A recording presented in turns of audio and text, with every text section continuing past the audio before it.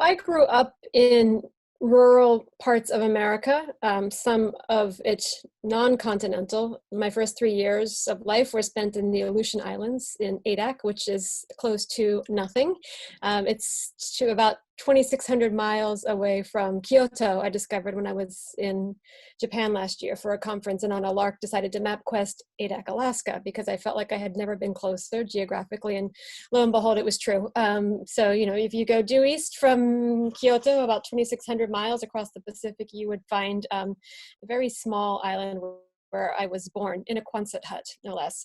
So from there, we moved to another very rural area outside of Erie, Pennsylvania, and then on to Virginia, which is what I consider home. I grew up on the Chesapeake Bay in a very tiny little town called Kilmarnock, Virginia. Art was not part of my life, as you might imagine, for someone who grew up in rural communities. There were no museums in any of the towns in which I was raised. In Kilmarnock, which again is what I consider my hometown, we had to drive probably 2 hours in any direction to get to an art museum.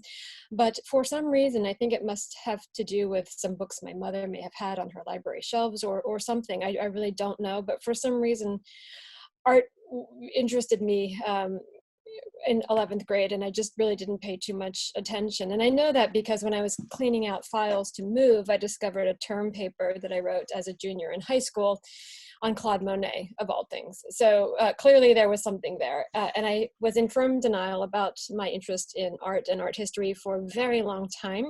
I studied at Mount Holyoke College in South Hadley, Massachusetts, where I majored in French literature and political science, and then went on to complete a law degree at American University's Washington College of Law before finally realizing or allowing myself to embrace art fully, because over the course of those 8 years, let's say 7 or 8 years, I increasingly found myself in museums, and there was and is to this day nothing like a museum in terms of an experience that gives me a sense of comfort, well-being, and just understanding where I am, whether it's in the Peterson Museum, which is dedicated to cars in LA, or the Metropolitan Museum. I just feel at home. So after I finished law school and sat for the bar, we moved to London, where I restarted my academic career and my professional career as well. I went to work